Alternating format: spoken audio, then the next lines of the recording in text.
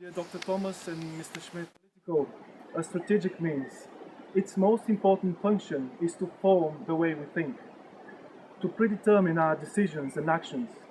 Art is the substance of culture which creates the values of our society.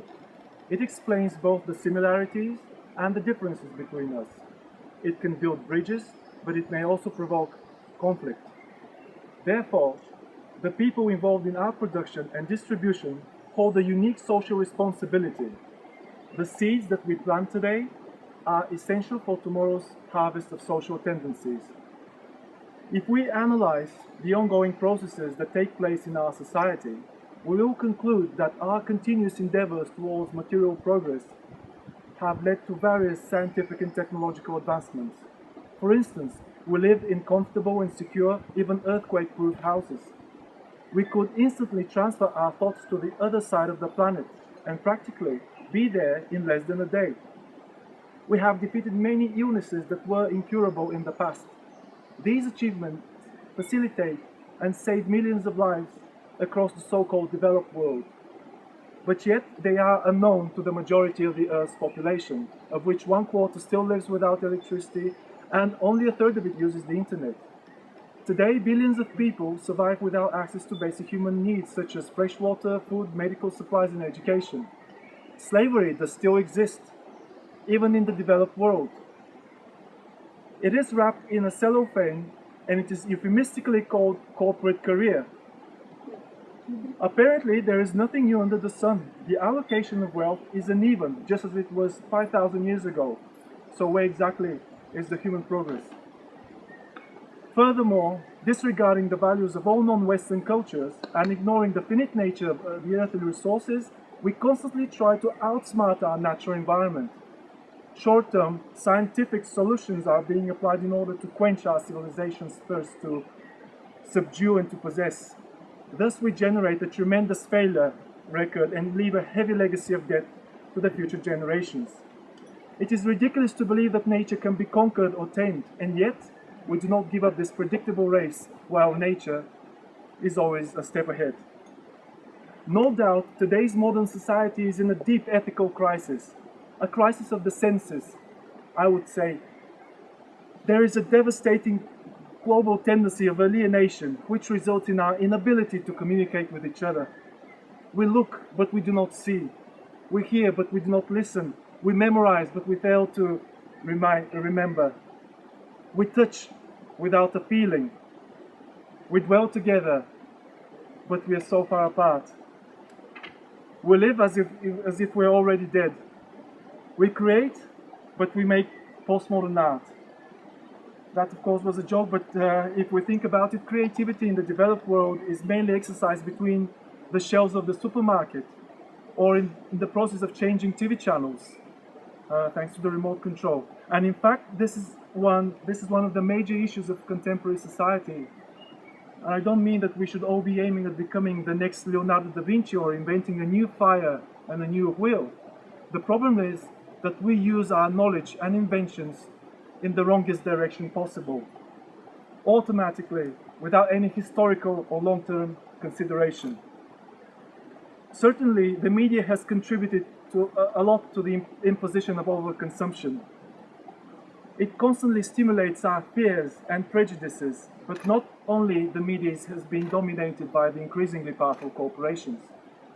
Each day, the national legislatures pass laws in order to ensure the longevity of their economic interests. Moreover, corporations have expropriated the educational function from the schools and the academia. They act as implicit mentors to the students or directly train their employees in order to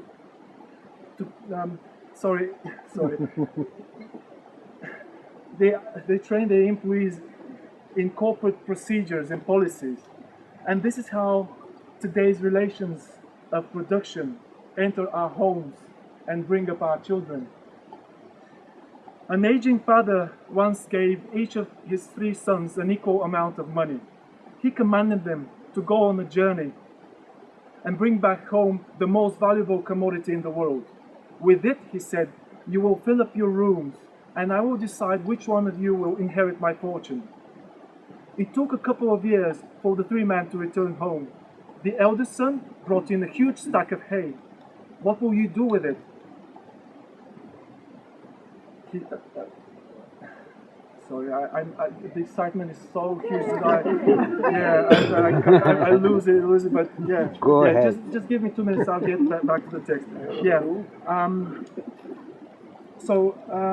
What will you use it for? Asked the father, who started coughing when he neared his room. I will become an animal merchant, and this is what I will feed the animals with. Good, said the father, and carried on to the next room, which was full of cotton balls. What will you need all of this cotton for? Asked the sneezing father. To produce textiles and clothes, replied the second son. Very good, said the father, and moved on to inspect the room of the youngest son. When he entered the room, it was clean and tidy. Nothing but a lighted lamp in the middle of the table. What did you do with the money I gave you? Asked the stunned father. I went to school, replied the young man, and with what was left, I bought this lamp to fill up my room with light. Light captures truth, contours it, creates a universal form, a beat, whose brightness spheric is, a unity that turns our optics obsolete. This old Indian story will remain with an open end. Every one of you can choose alone in whose hands did the old man's fortune go to. My personal preference goes for the youngest son, not only because I was the one who composed the verse above, but also because of the occasion that brought us all here today. For many decades now, Gottfried Honegger has been particularly concerned with the philosophy of synthesizing and spreading light in various ways. One brief look at his oeuvre as a painter, designer, and a sculptor gives a clear evidence on his personal cause to make the world a more sensible place. He has long realized that art has nothing to do with competition and is much more than a simple act of self-therapy. Most of all, he has realized that art is a powerful tool for aesthetical education and social architecture. This very creed is visible in Mr. Honegger's activities as a publisher, educator, thinker, and a public figure. For over 20 years, l'Espace de l'Art Concret has been one of the world's leading strongholds of concrete art. The institution operates as both a museum and a learning center, which keeps its main focus on the art education of children and young people. There is hardly a brighter way to unlock talent and add wings to one's genuine dreams. This is how one creates hope and becomes an inspiration, an example to follow. And before I completely collapse here in front of you, I would like to cordially thank Dr. Angela Thomas, an art historian who does not only write about, but creates history of art, for giving me the opportunity to meet all of you at House Bill and open and continue the opening of this ceremony. Thank you very much.